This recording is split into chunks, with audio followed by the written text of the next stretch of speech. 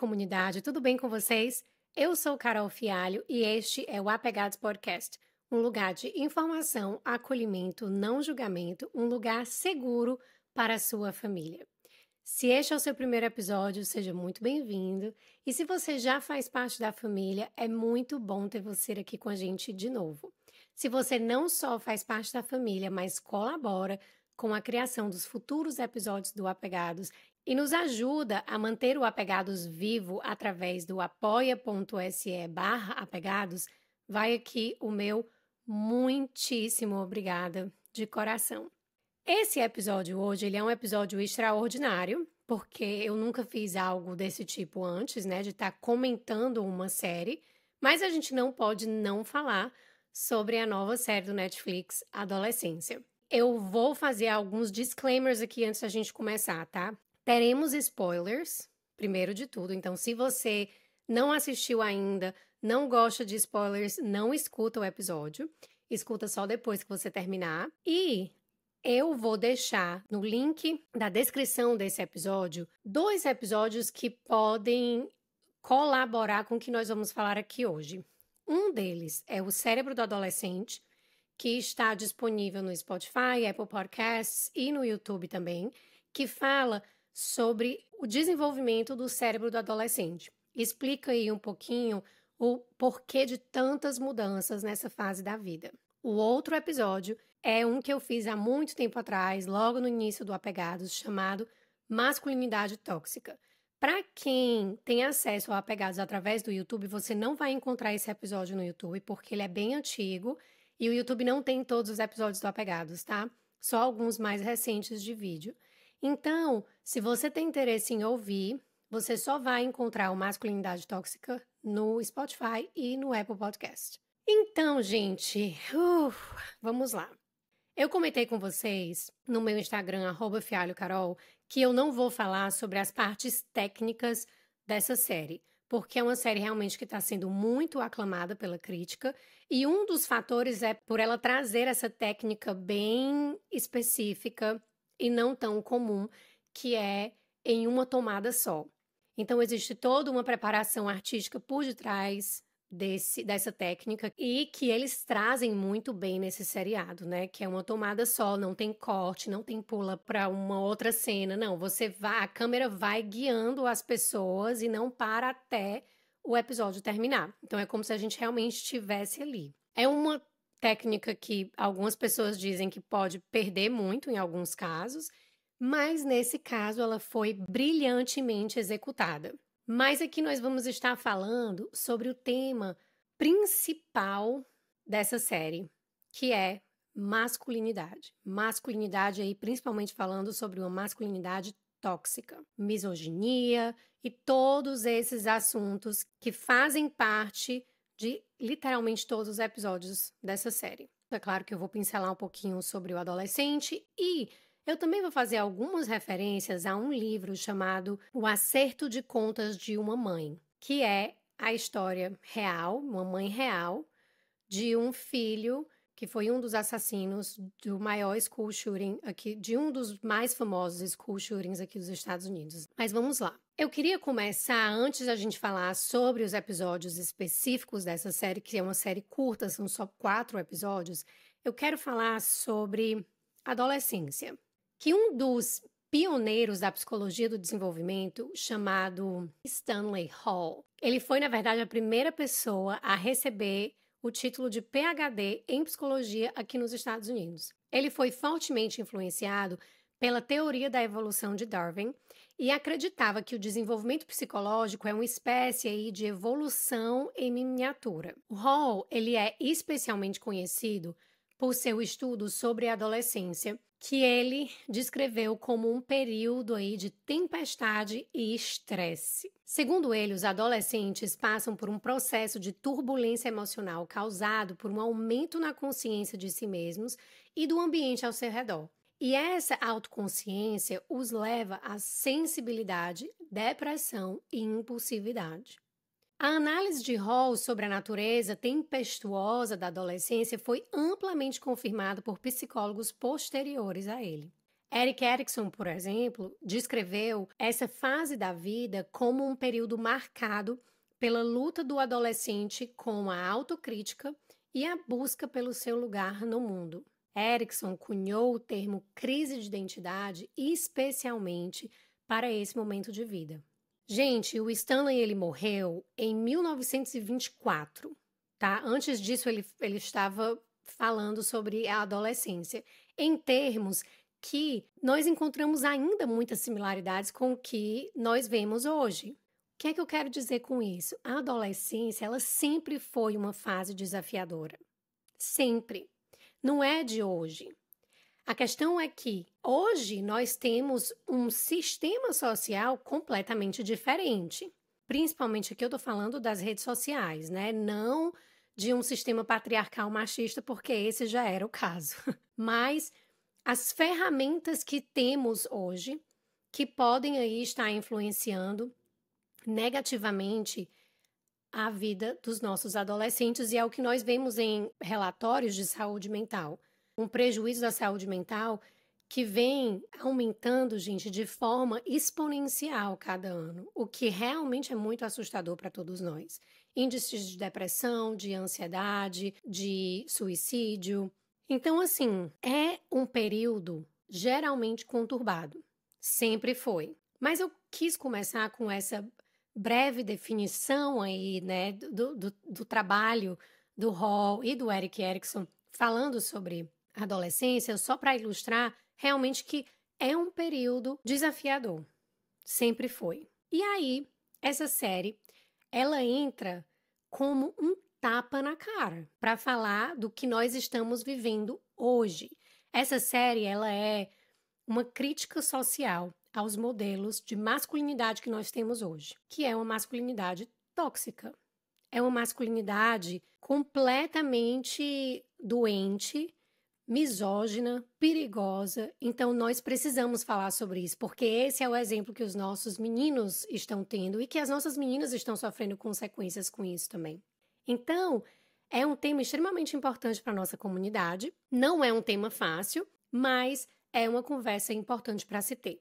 Porque é algo que eu falo muito aqui no Apegado. Se a gente não tem conversas desafiadoras, se a gente não ensina, se a gente não se prepara para ter esse tipo de conversa, o mundo vai ensinar. E aí, o que é que você prefere? Que seja você, que seja as redes sociais. A gente está vendo que essa segunda opção, ela não está sendo muito beneficial. Muito pelo contrário. E é isso que essa série traz. E eu quero dividir por episódios. Começando pelo primeiro episódio. Também fazendo aqui um disclaimer que essa série ela é absolutamente brilhante. E eu vi alguns comentários na internet falando sobre a menina, sobre a vida da menina, né? Sobre a família dela, cadê a discussão sobre a mulher? E não é isso que essa série se trata. Essa série foi escrita por homens, né? Ela não é romantizada. Ela é para esfregar na nossa cara a realidade nua e crua. E dentro dessa realidade nua e crua, é importante ressaltar que o sistema está organizado de uma maneira aonde a mulher, que em grande maioria dos casos é a vítima, ela não interessa. Então, tome aí uma primeira lapada.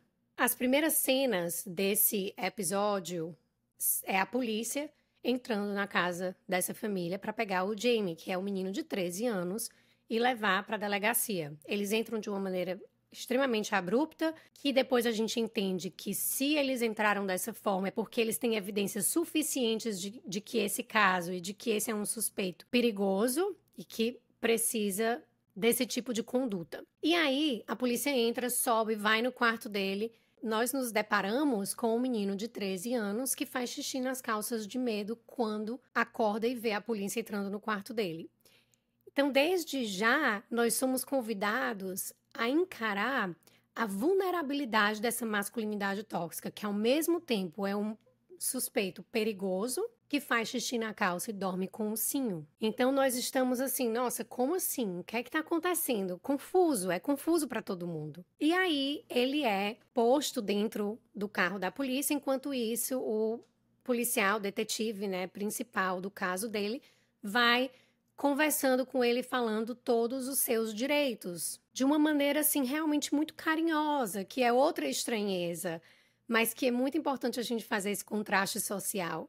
Por mais que ele esteja sendo suspeito de um crime extremamente violento, ele está sendo levado para um lugar que é uma delegacia de casos violentos, que só pessoas realmente que cometeram crimes hediondos estão lá, mas em todo momento você vê as pessoas o tratando com educação, com carinho, com cordialidade.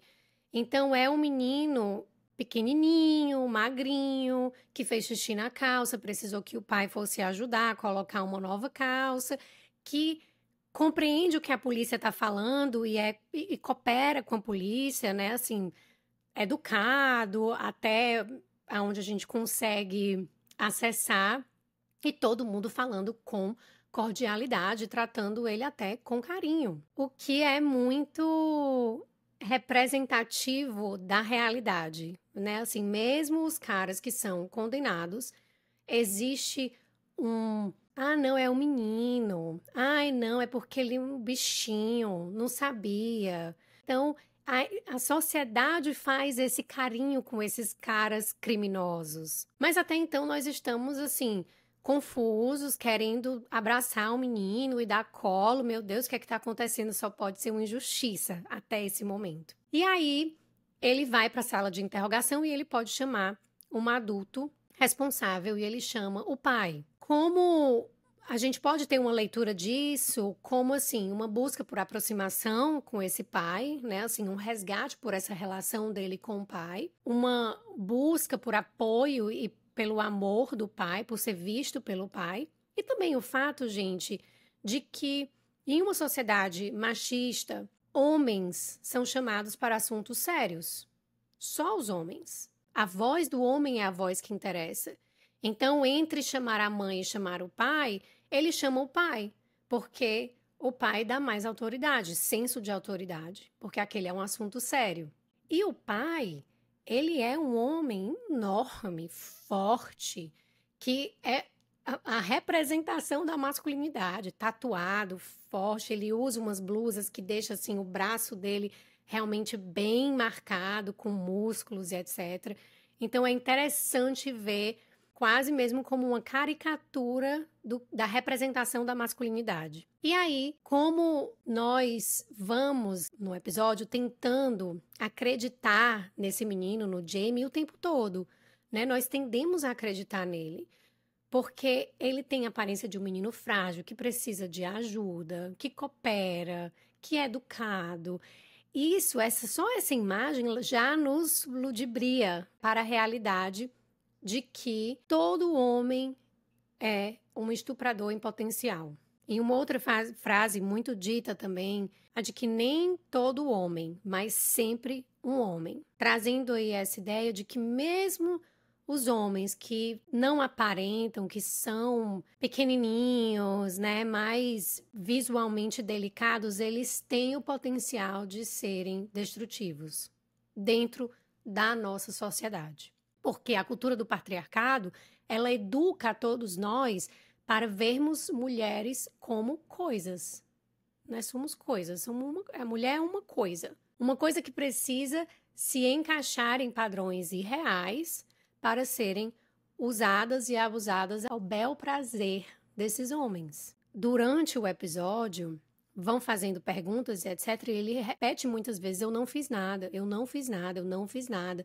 O que também é muito emblemático, porque de fato nós ficamos sabendo o que ele fez no final. A polícia tinha o vídeo dele esfaqueando a menina 7 vezes, o que é muito característico de crimes de ódio. Crimes de ódio, eles não são uma facada, eles são 7 facadas, 20 facadas, eles são 5 tiros no rosto. Eles são crimes para realmente estraçalhar, para acabar com a aparência, para destruir, porque são crimes de ódio. E aí nós ficamos sabendo no final do episódio que ele fez, mas durante todo o episódio ele vai dizendo: eu não fiz nada, eu não fiz nada, eu não fiz nada. E quando eu falo que é muito emblemático, é porque isso opera dentro de uma racionalidade machista mesmo.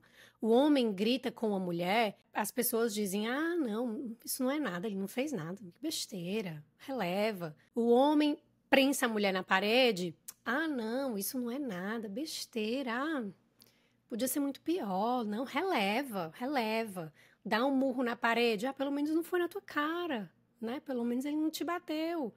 O homem que força um contato sexual com a mulher, e aí as pessoas veem, ah, mas pelo menos não teve penetração. Besteira, isso é besteira, releva, perdoa, deixa pra lá. Que bobagem, não é nada.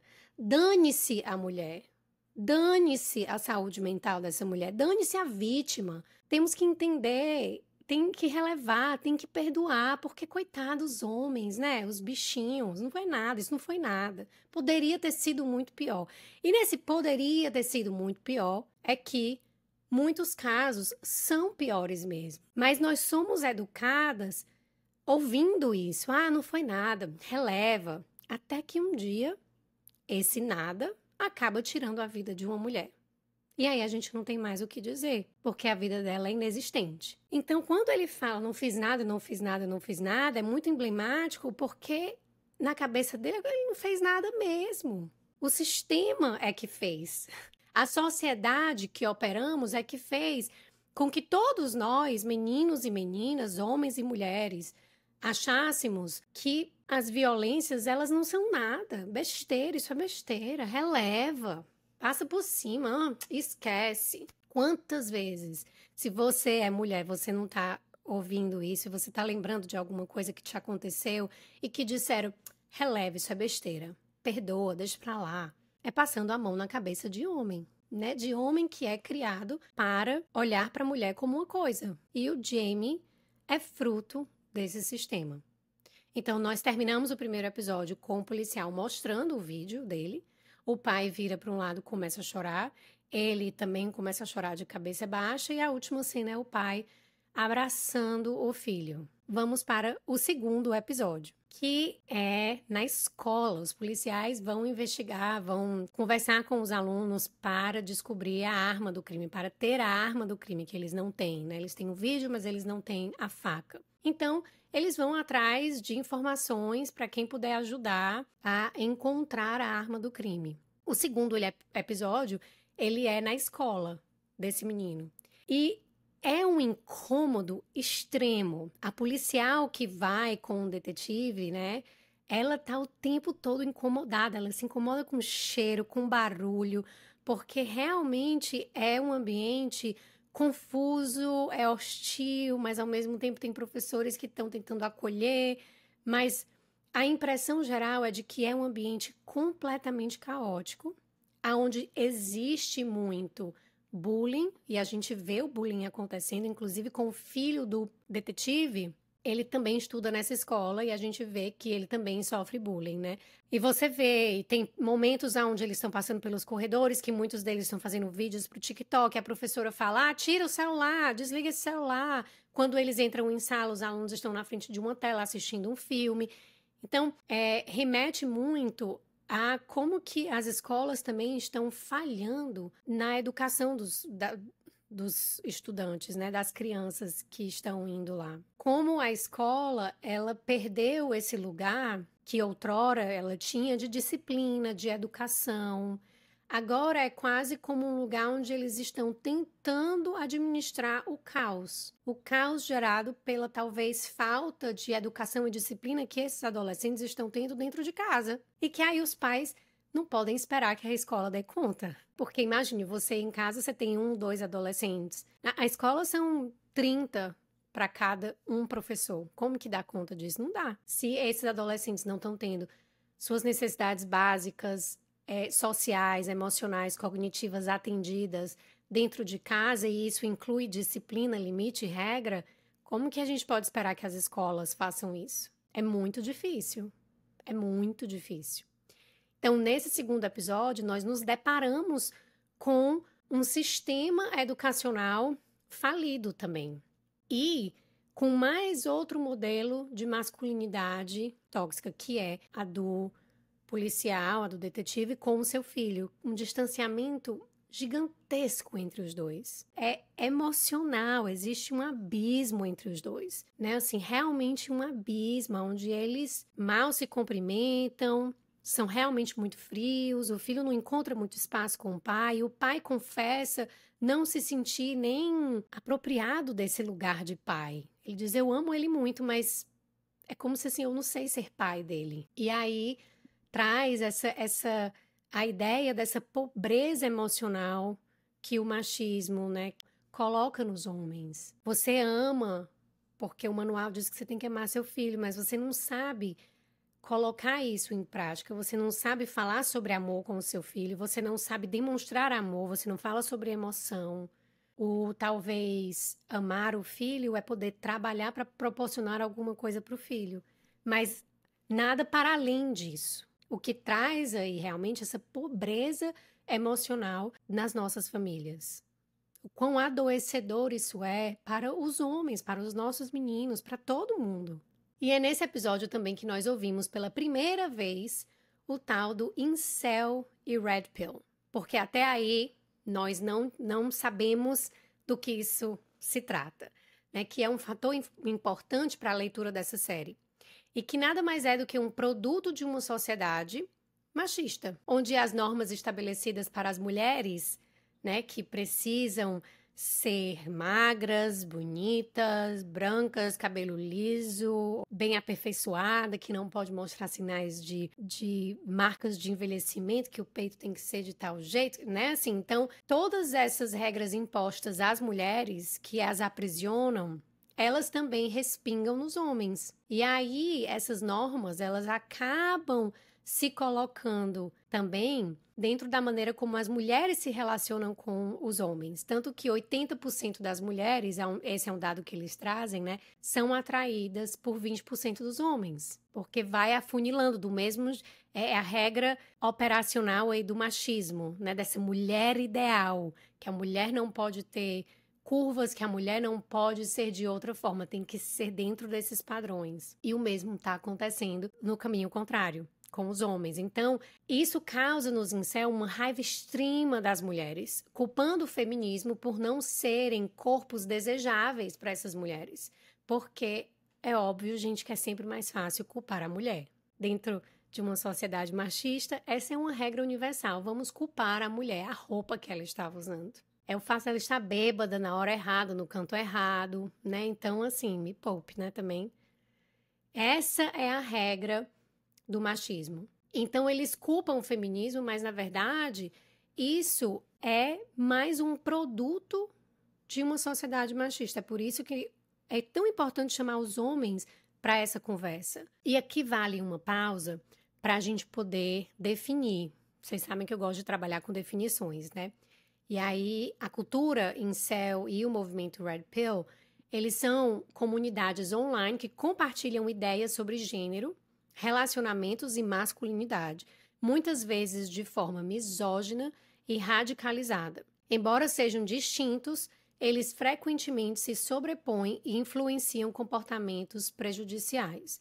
A cultura incel vem de involuntary celibate, que é celibatários involuntários. O termo incel originalmente descrevia pessoas que desejavam, mas não conseguiam estabelecer relacionamentos românticos ou sexuais. No entanto, ao longo dos anos, o movimento se tornou um espaço altamente misógino, onde homens culpam as mulheres por sua falta de sucesso amoroso e, em casos extremos, promovem discurso de ódio e violência. Alguns incels acreditam que a sociedade é dominada por uma hierarquia sexual injusta, na qual apenas homens atraentes, que aí eles chamam de chads, conseguem parceiras, enquanto os menos atraentes são excluídos. Já o movimento Red Pill, inspirado no conceito do filme Matrix, onde o protagonista toma uma pílula vermelha para enxergar a verdade sobre a realidade, o movimento Red Pill propaga a ideia de que os homens devem despertar para o que consideram ser a verdade sobre as mulheres e o feminismo. Para os Red Pills, a sociedade favorece as mulheres e enfraquece os homens, promovendo aí uma visão distorcida de que as relações entre os gêneros são baseadas em manipulação e interesse. Eles ensinam que os homens devem se tornar alfa, dominar as mulheres e evitar relacionamentos comprometidos para manter o controle. Isso é o que nós vemos nu e cru na nossa frente da maneira como as relações estão sendo estabelecidas hoje em dia. Olha, é duro e vai aí mais um outro tapa na nossa cara. E os principais riscos desses movimentos são 3 grandes riscos, né? Assim que eu queria pontuar aqui, apesar de muitos riscos, mas a radicalização online, que muitos jovens entram nessas comunidades por frustração, mas acabam absorvendo discursos extremistas, e isso pode ser muito perigoso, principalmente nessa fase de desenvolvimento. Normalização da misoginia, que essas ideologias incentivam a desvalorização das mulheres e a ideia de que elas devem ser submissas. E aí a última é uma justificativa para a violência. Casos extremos mostram que a radicalização nesses espaços podem levar a crimes de ódio e violência contra as mulheres. É importante falar justificação porque é justamente isso que faz com que o menino esfaqueie a sua amiga de escola 7 vezes, chegue e diga: eu não fiz nada, porque está justificado. Olha, gente, não é uma série fácil. Não é uma série fácil, eu não dormi bem depois que eu assisti, devo confessar para vocês. E principalmente porque eu estava tentando fazer um relatório para trazer para vocês, então me adentrei, assisti o episódio 3 de novo, que é o episódio que nós vamos conversar agora, que é o episódio 3, ele é uma obra-prima, É um episódio, assim, que você sai dele querendo chorar. É um episódio muito forte. É nesse episódio onde vemos a cultura misógina em ação. Em ação. Tanto que, gente, ele é um menino de 13 anos. 13 anos. E nesse episódio a psicóloga vai conversar com ele, uma mulher formada, uma adulta, na frente de um menino de 13 anos que tem todas as ferramentas, ele apresenta todas as ferramentas de opressão contra uma mulher já feita. Né? Então, assim, pensar que um menino de 13 anos já tem todas essas ferramentas é um sinal de que a gente está falhando muito como sociedade.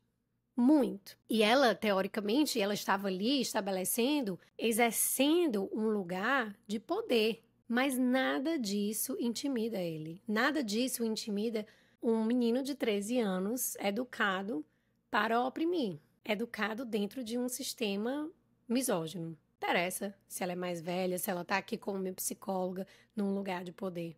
Interessa. Então, segurem a onda, né? É um episódio onde a psicóloga vai conversar com ele.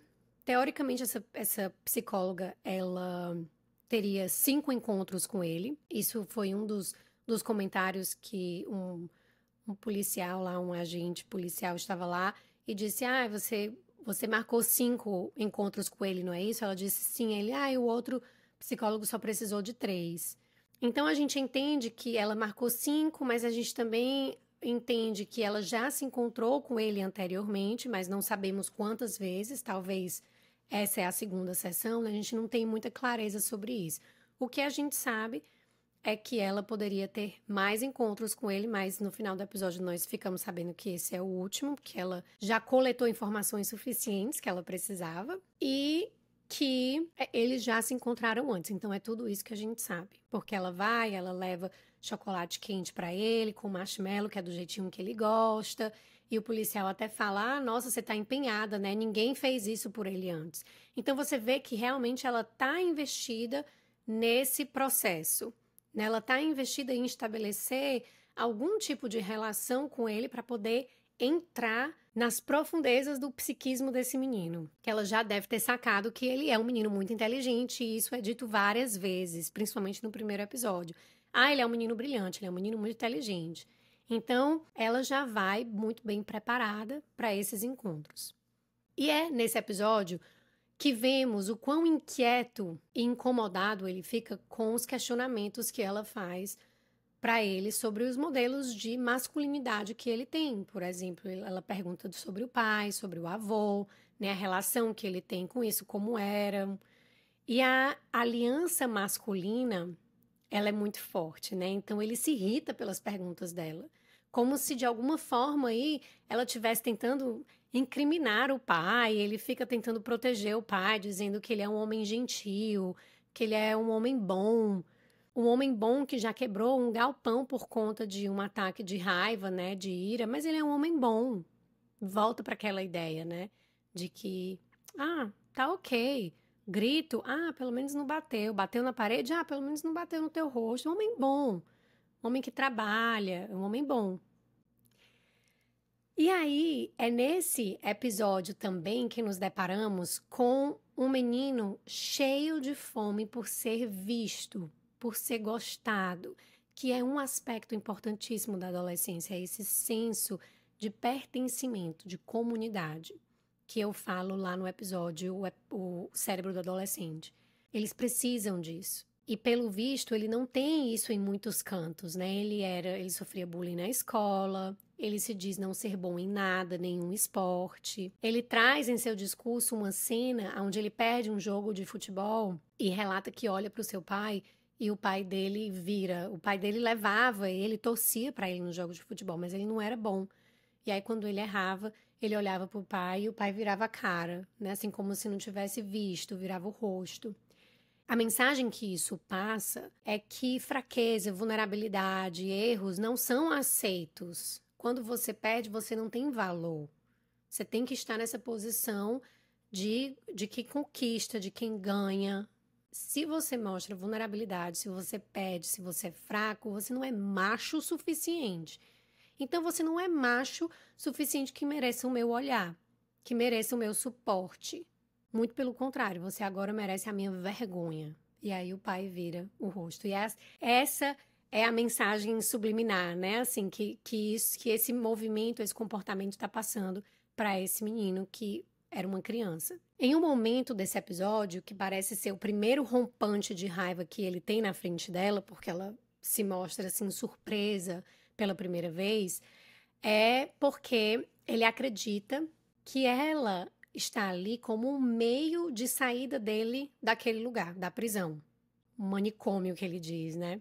E aí, quando ela não consegue dar uma resposta satisfatória para ele, porque ele pergunta, você consegue me tirar daqui? E ela diz que basicamente que não, né? Que não depende dela.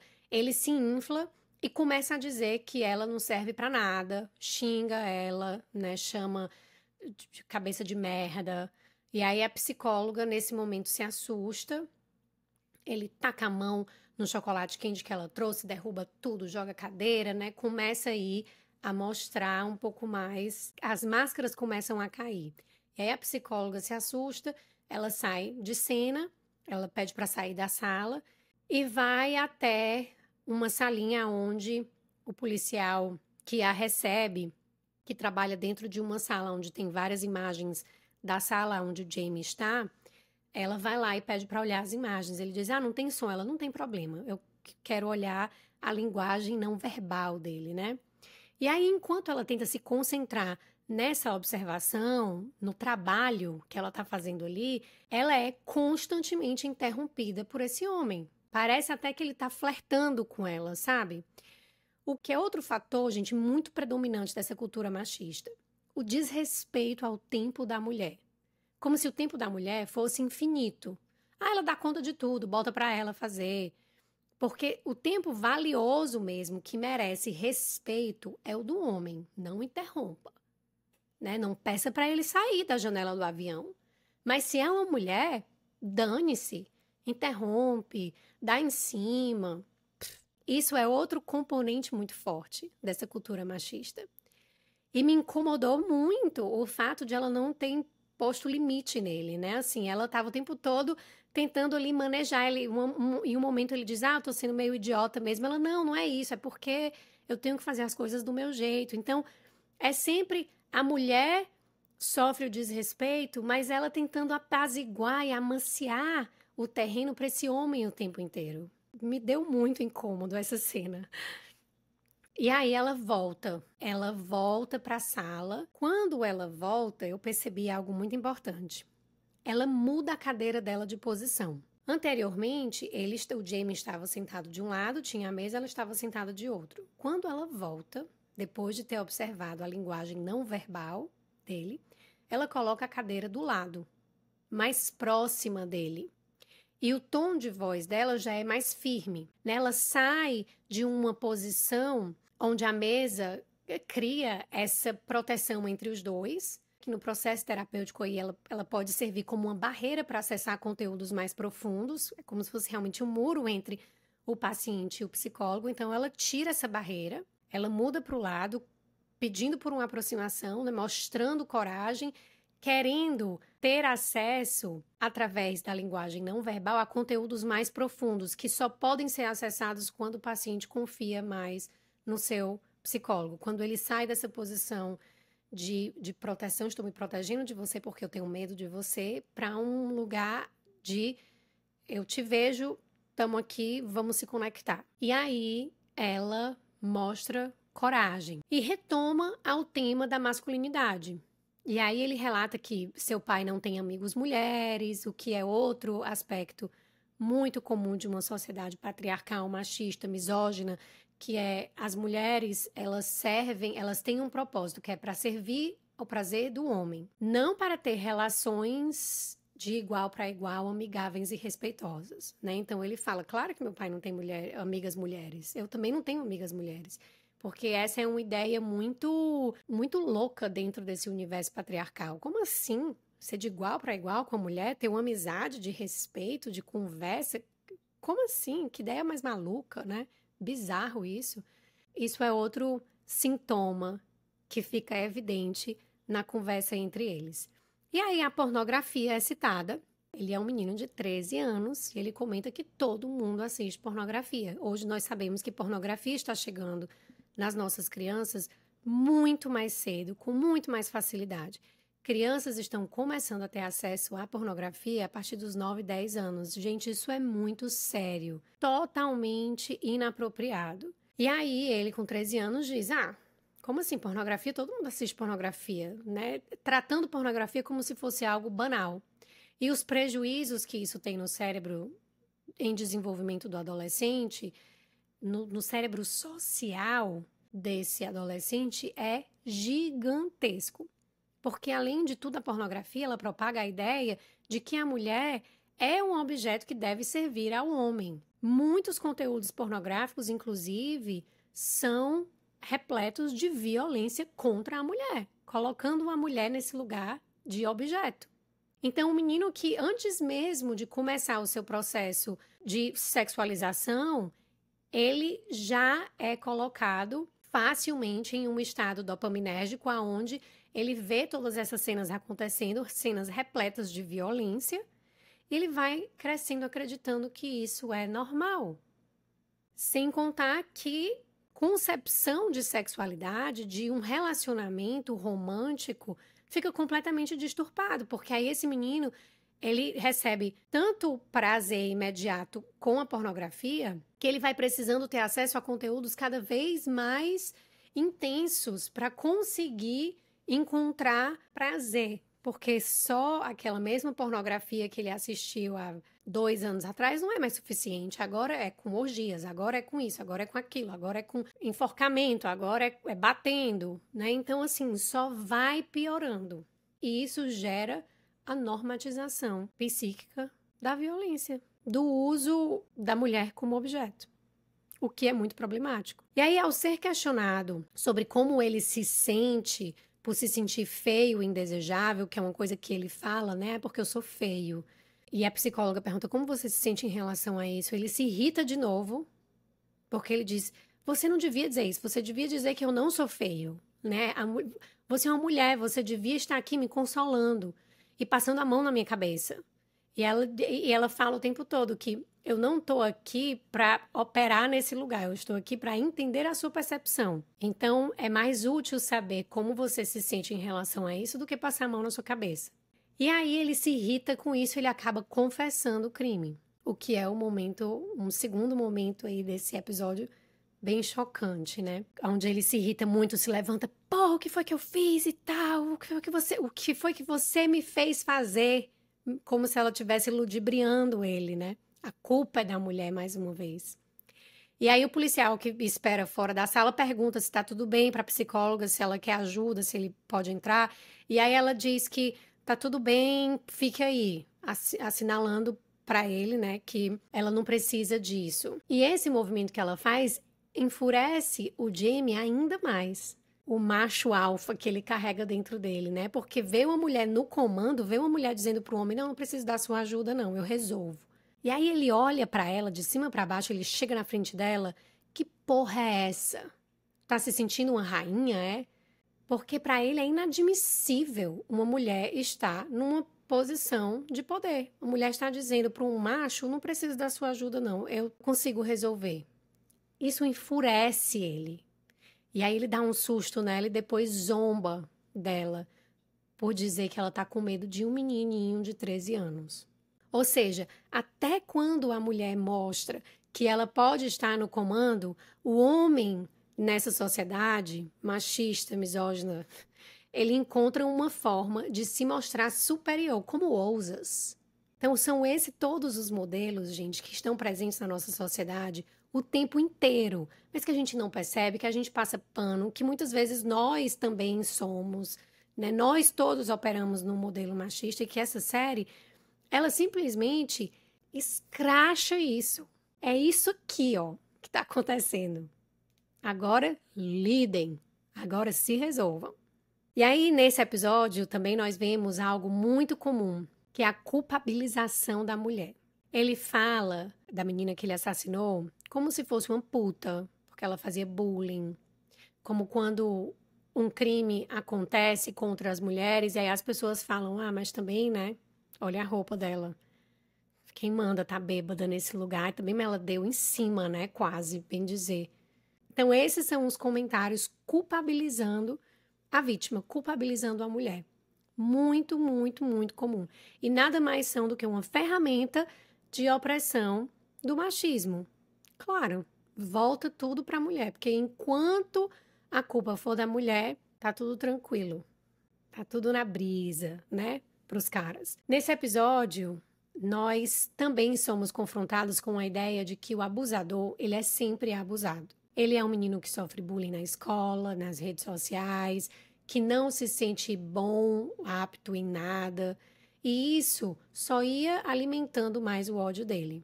E aqui eu quero fazer um paralelo para o livro O Acerto de Contas de uma Mãe, onde ela fala muito que a escola Columbine, a escola que ele ia, era uma escola que tinha uma cultura de bullying muito grande. E que ele sofria bullying. Apesar de ter um lar saudável, onde ela relata que as relações dentro de casa eram saudáveis, que ele era um menino bom, que ele era um menino gentil, de novo, né? Um menino bom, um menino brilhante, gentil, mas que assassina os amigos, que ele sofria muito isso também. E que ele também sofria muito por não ter aproximação amorosa com as meninas. Isso ela foi descobrindo depois, quando teve acesso ao diário do filho, né? A necessidade que ele tinha de querer realmente se sentir envolvido com outra menina de uma maneira romântica.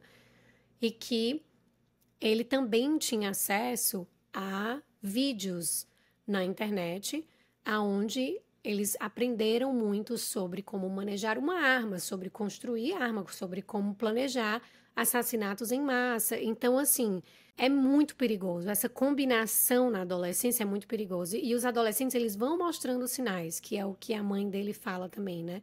E que antigamente não se falava muito sobre saúde mental, não se falava. Então, a agressividade do menino era vista como natural da adolescência. Porque é vista como natural da adolescência. A raiva, ela é a única emoção permitida dentro de uma sociedade machista. É a raiva. Todo o resto diz: ai, que frescura, tão emotiva, cheia de mimimi. Mas a raiva não. A raiva, ela é naturalizada.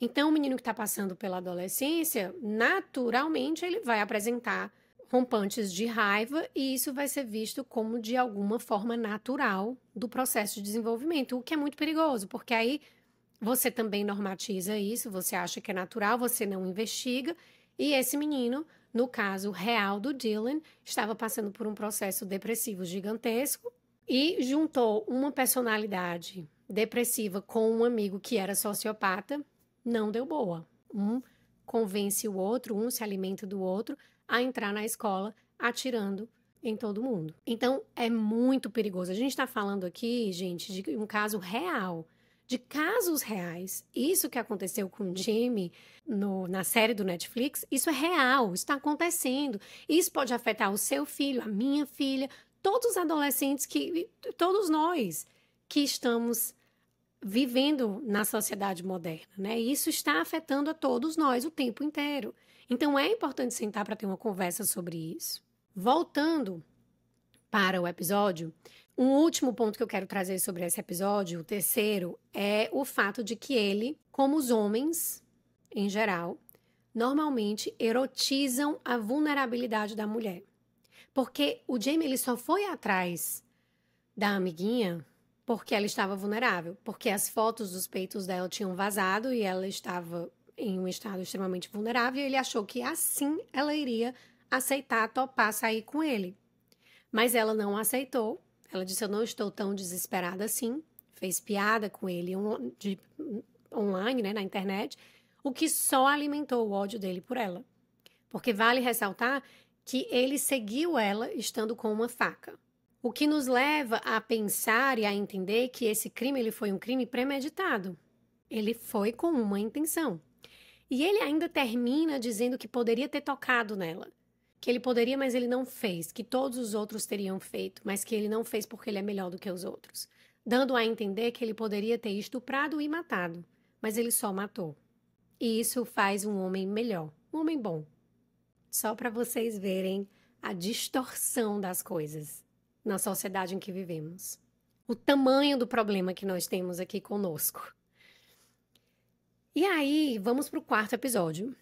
O quarto episódio é mostrando a família, que é uma família, gente, comum, como a minha, como a sua, como tantas que nós conhecemos. Comum. Um casal comum, com histórias comuns.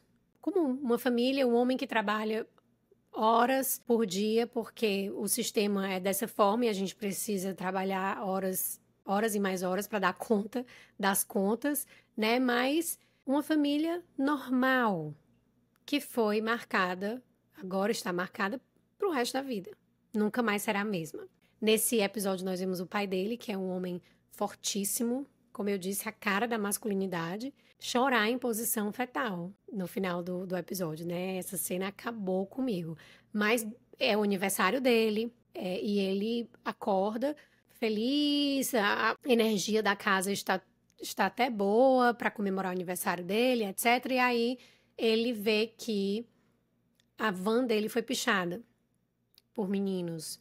E aí ele fica com raiva, mostra a raiva dele, ele vai para uma loja comprar uma tinta para cobrir o carro. Lá nessa loja, o atendente reconhece ele, diz, conheço, você é o pai do Jamie, eu tô do lado dele, isso foi um esquema, né? Todas essas conspirações que estavam sendo feitas na internet em favor do Jamie. Então, ele começa a ficar muito irritado e aí ele sai da loja, joga tinta, parte para cima dos meninos que estavam seguindo ele de bicicleta.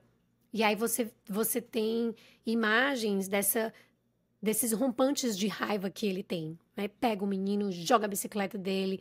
Então, assim, de novo, trazendo a ideia de que a raiva ela é uma emoção aceitável na nossa sociedade. E aí você vê que a mãe e a filha ficam desconcertadas, assustadas, mas aí ele volta para casa e no caminho de casa o Jamie liga para ele para desejar feliz aniversário e diz que vai mudar o discurso dele. Porque antes ele ia falar que ele não era culpado e agora ele vai mudar para dizer que ele é culpado. O que também é muito forte da gente pensar na leitura disso, né? É como se ele tivesse dando de presente ao pai a ideia de que agora a gente não precisa mais carregar máscara. Eu vou me responsabilizar pelo que eu fiz, eu vou abrir, é verdade, eu matei, e agora você também pode seguir sua vida sem essa farsa, com essa nova realidade, meio que autorizando o pai a ser vulnerável mesmo. É isso aí, vamos se responsabilizar para que a gente possa mudar alguma coisa. E ele chega em casa muito abalado, a mãe também é abalada, a mãe chora lá embaixo, o pai chora em cima e eles vão conversar. E é uma conversa de partir o coração, porque é uma conversa que qualquer pai e mãe poderiam ter, né? Eles lembram do filho pequeno, fazendo bagunça em casa, se perguntam onde foi que a gente errou. O pai dele diz que apanhava muito do avô, né, do Jamie, ou seja, do pai dele, que apanhou muito e que prometeu que nunca iria fazer isso com os filhos e realmente nunca fez. Mas no que é que isso resultou, ele diz, né? Nunca encostei uma mão nele, mas e aí? Adiantou de alguma coisa? Então, essa ideia de que o pai tinha, poxa, eu acreditava que eu estava quebrando ciclos, mas o que é que está sendo propagado? Que violência é essa que ainda existe? Eles comentam também o distanciamento do filho adolescente, que ele chegava em casa, ficava no quarto e eles achavam que o menino estava seguro dentro do quarto, mas que na verdade ele estava tendo acesso a conteúdos extremamente perigosos na internet. Então, assim, você vê que é uma família que começou na adolescência a perder realmente esse contato, esse ponto de conexão com o filho. A mãe desce para preparar o café da manhã, né, dele, de aniversário e etc. E a conversa termina mais ou menos falando, a filha aparece, a filha também muito amorosa, muito boazinha, e ele diz, como que a gente fez ela, né? E aí a mãe responde do mesmo jeito que a gente fez ele. Muito característico desse modelo machista. Fizemos os dois da mesma forma, entre aspas, mas ele empoderado dentro de uma sociedade onde é ok oprimir as mulheres, e a filha, mesmo que com aparência de rebelde, muito doce e boa, meiga, foi educada para ser oprimida, porque são os moldes sociais. E eu achei isso também muito importante de pontuar. Tem um momento, eu queria só voltar aqui, tem um momento da conversa entre o pai e a mãe que ele fala assim, nós poderíamos ter feito mais, né? E aí a mãe diz, eu acho que está tudo bem a gente acreditar que realmente sim, nós poderíamos ter feito muito mais, mas não fizemos. Gente, esse momento é de partir o coração, porque quando a gente para pensar bem, todos nós podemos fazer muito mais. E por que que não estamos fazendo? Por que que não estamos orientando? Por que que não estamos tentando ter contato com os nossos filhos, conversar com os nossos filhos adolescentes, investigar, ser mais presentes, puxar eles para perto? E aí, ele entra no quarto do filho e chora. Chora, chora, chora, chora, chora. Enquanto ele chora, uma música toca de fundo, que é de uma artista britânica chamada... E a música chama Through the Eyes of a Child, que é Pelos Olhos de uma Criança. É uma música lindíssima, forte. E com a cena, então, ficou assim, realmente uma obra-prima. E aí a gente vê um homem que é a cara da masculinidade, forte, chorando como um bebê, pegando o ursinho do filho, beijando o ursinho do filho, colocando o ursinho do filho debaixo do cobertor e dando um beijo na cabecinha dele, dizendo, desculpe, meu filho. Essa cena simplesmente acabou comigo, confesso. Chorava que me acabava. E aí, gente, esses são os 4 episódios da série. E essas são as minhas observações a respeito dos 4 episódios. E aí a gente termina com questionamentos, né? Eu gostaria de terminar esse episódio com alguns questionamentos. Podemos culpar os adolescentes? Porque a gente reclama que eles não falam conosco, mas nós não sabemos conversar com eles. Não sabemos ouvi-los. Não temos flexibilidade cognitiva para conversar sobre a perspectiva deles, porque a nossa é a certa. Nós operamos dentro desse modelo rígido. É mais fácil culpá-los do que fazer a nossa pesquisa. É mais fácil culpá-los do que investir tempo em nos conectar com eles.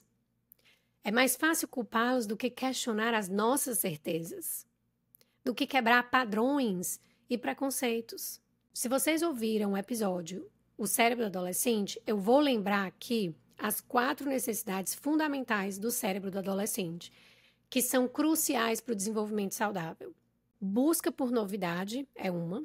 Os adolescentes eles têm um impulso aumentado por novas e excitantes experiências devido às mudanças no nível de dopamina. Engajamento social. O cérebro do adolescente ele é programado para priorizar os relacionamentos com os pares. Conexões sociais fortes ajudam a desenvolver a identidade desse adolescente, a regulação emocional, o senso de pertencimento, que são essenciais para o bem-estar dele. Então, nós precisamos facilitar isso de uma maneira saudável. Maior intensidade emocional. Eles realmente vivenciam emoções de formas mais intensas por conta do cérebro deles nesse momento de desenvolvimento. Essa sensibilidade emocional ampliada sustenta aí a paixão, a criatividade, a motivação, mas ela também pode levar a oscilações de humor e impulsividade. E, obviamente, se esse menino está inserido em comunidades de ódio, ao aumento do ódio. E aí a última necessidade é a exploração criativa. O cérebro do adolescente está passando aí por uma grande remodelação, que aprimora a capacidade de pensar de novas maneiras, desafiar o status quo e imaginar possibilidades além da realidade atual. Isso é essencial para a formação da identidade e o crescimento pessoal desse adolescente. Então, existem formas de nós estarmos facilitando esse processo. Essas necessidades, elas devem ser cultivadas e não reprimidas, porque elas contribuem aí para o desenvolvimento da resiliência e da independência, facilitar essa transição satisfatória para a vida adulta. E o nosso papel nesse processo é gigantesco. Nós podemos fazer muito, apesar de não parecer muitas vezes. Precisamos ter letramento digital, gente, e nos envolver em promoção de uma masculinidade saudável.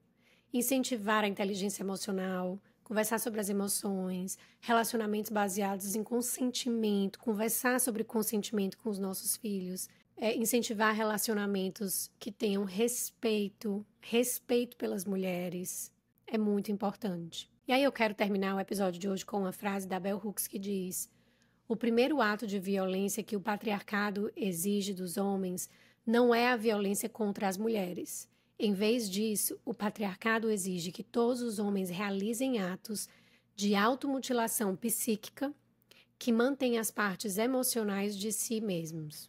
Ou seja, o patriarcado ele destrói o psiquismo dos meninos, porque não os permite que sejam verdadeiramente humanos. Então é isso, eu espero que tenha ajudado, contribuído, espero que vocês tenham gostado. Dividam esse episódio com quem vocês acham que pode se beneficiar com ele. Dividam para começar uma conversa, para discutir sobre o tema, um tema tão importante. Vão lá, escutem os outros episódios de apoio a esse também. Muito obrigada por estarem aqui hoje e nos vemos no próximo episódio. Tchau, tchau.